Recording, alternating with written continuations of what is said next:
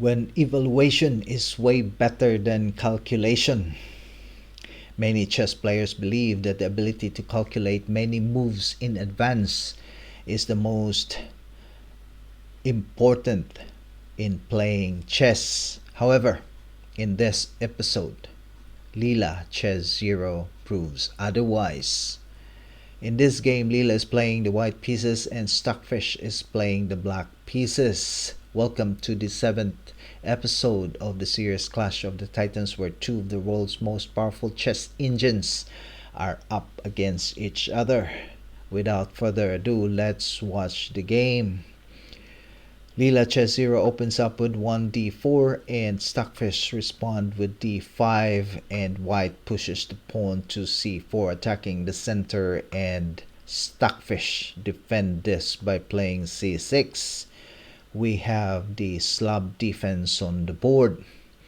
White further develops its pieces to knight c3, and black also develop its pieces to knight f6, and the white knight hops to f3.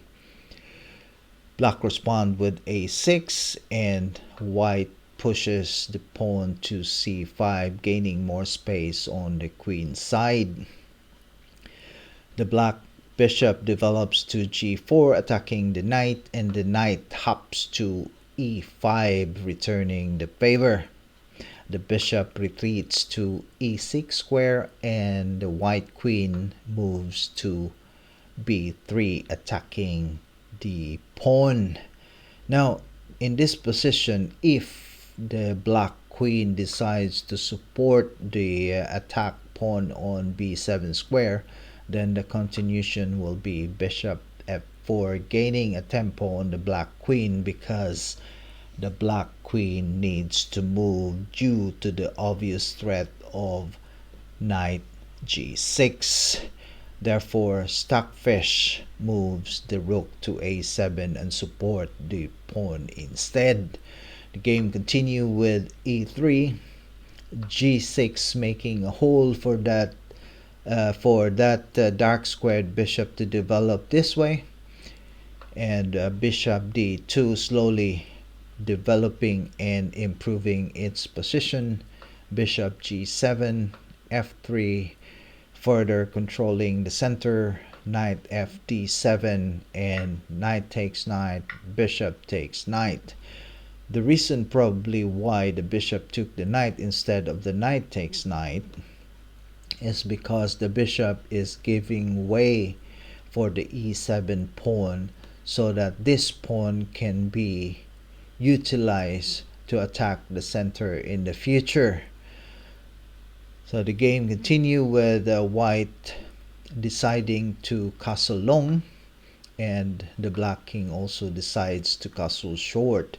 The game continues with knight a4, e5 attacks the center, d takes e, bishop takes e, and g4.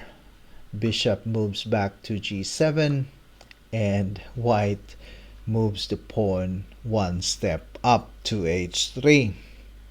Now, I was wondering myself, why did Leelah Chess Zero did not move the pawn to h4?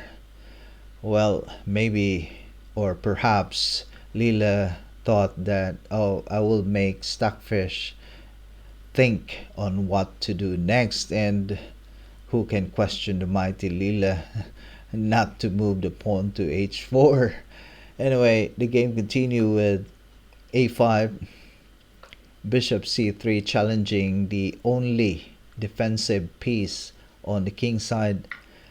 Bishop takes bishop, queen takes bishop, queen e7, and finally Leelah Chess Zero decides to push the pawn on h4. Bishop e6, h5, further advancing on the king side and ready to demolish black's defensive or defense.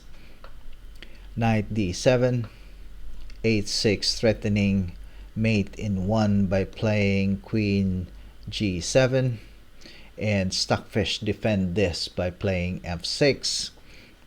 e4 attacks the center, rook a, a8, E takes D, C takes D, King B1. In this position, Leelah Chess Zero evaluated the position that the only winning chances that Leelah has is to play on the queen side. Therefore, the king move is a preparatory move so that it can utilize and take advantage on the queen side pawn majority. So game continue with knight e5, bishop b5, rook a d8, rook h f1, g5, knight b6, knight c6, and bishop exchanges with a knight. B takes c, king a1, and rook f e8, rook h1, queen f7, a3, queen g6, rook d2, bishop f7, rook d4, rook e2, attacking the pawn on the b file, knight c4, rook b8, and rook d2 defend. Rook takes rook, knight takes rook, a4, knight f1, bishop e6, queen d4. There's a lot of maneuvering here. The queen moves to d4 because it wants to block the advance of the pawn on d4. Rook e8, knight g3, king f7, queen d1, defended the f and the g pawn, and at the same time attacks the a4 pawn. f5, rook g1, f4 attacks the knight, knight e2, queen take pawn, rook attacks the queen, queen retreats to g7, and the queen takes the a4 pawn. Bishop retreats to d7. Now, I'll show you a variation in case if in this position there's a tactic for black, and let's say for example if the bishop takes the g4 pawn, and if let's say for example, let's play it, if a takes f takes the bishop, let's say for example this one, then the rook can now take the knight on e2, and in this position the black pieces or Stockfish is winning. Therefore, if in case bishop takes g4, then the continuation will be queen c2, and if black defends the bishop, let's say for example, because let's say for example if the bishop moves back or retreats, let's say bishop goes here, or let's say for example if the bishop goes here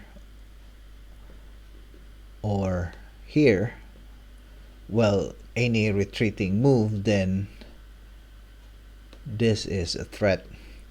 Therefore,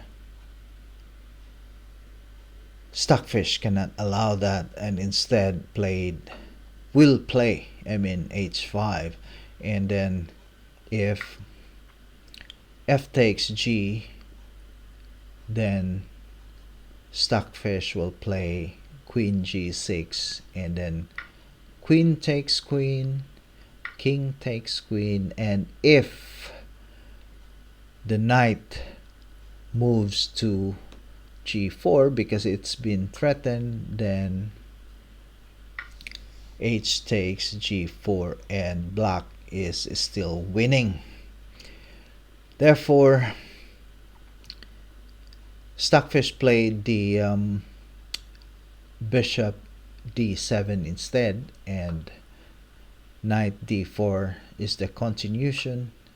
h5, g takes h5, queen f6, h6, king g8, h7 check, king h8, queen b4. There will be a lot of maneuvering in this one. Rook f8, queen d2, rook f7, king a2, rook takes h7, rook d1, rook e7, and after few moves or few maneuvering, the exchange of queen happen and white pushes the pawn to b4. Now in this position, we can now see the advantage of the white's pieces on the queen side. Now it became apparent that the pawn majority is now taking its place, and white in this position is already winning. But like I said earlier, during how many moves before this, Leelah Chess Zero already evaluated that the winning chances will be on the queen side due to its pawn majority in that side of the board. Rook c7, a4 further advances, king g7, rook c1, king f6, b5, bishop b7, king b3, g4, f takes g, king e5, knight f3 check, king e4, knight g5 check, king moves back, king b4, king f6, knight f3, rook e7, king a5. Now it's going up and ready for its final push on the queen side. Bishop c8, g5 check, king g7, rook e1 challenges the rook on the open file. Rook e3, white rook accepted the challenge, f takes e, and knight d4, preventing the pawn to reach to e2. Bishop g4, b6, bishop c8, defend, and the king now on its way to d2 square. King g6, c3, e2, and the king reaches back to d2 after its long walk and its long maneuver going from a5 and down to d2 square, just to help out defend the pawn, which is going to promote on the e open file. Now game continue with bishop b7 defending. Knight sacrifices and took the pawn on c6. Now let's say, for example, if the bishop captures the knight, so the continuation will be a5, bishop b7, a6 attacks the bishop, bishop takes a6, c6, bishop c8, and then b7. Black is helpless here. Therefore, continuation is, instead of taking the knight, black pushes d4, knight takes d4, king g7, c6, attacks the bishop, bishop a6, and b7. And black promotes the pawn to a queen, and then the king takes the queen, king g6, c7, even giving up the b pawn, but black did not accept the sacrifice pawn and moved the bishop to c4 instead, and knight f3. Let's say, for example, if the bishop took the pawn on b7, and the continuation will be knight b3, bishop c8, knight c5, king takes g5, a5, king f4, a6, king e5, a7, and the pawns on the queen side is now making its way to its promotion squares. Queen d6, and then e8, promoting to a queen. Therefore, black is really helpless. So instead of that, let's say bishop c4, and the continuation is knight f3, queen h5, promotion, and bishop e6, hoping for a last gamble. If the queen takes the bishop here on e6, then it's a draw, because the king has nowhere or no square to move. Therefore, the bishop cannot be captured, and white moves the knight instead to e5.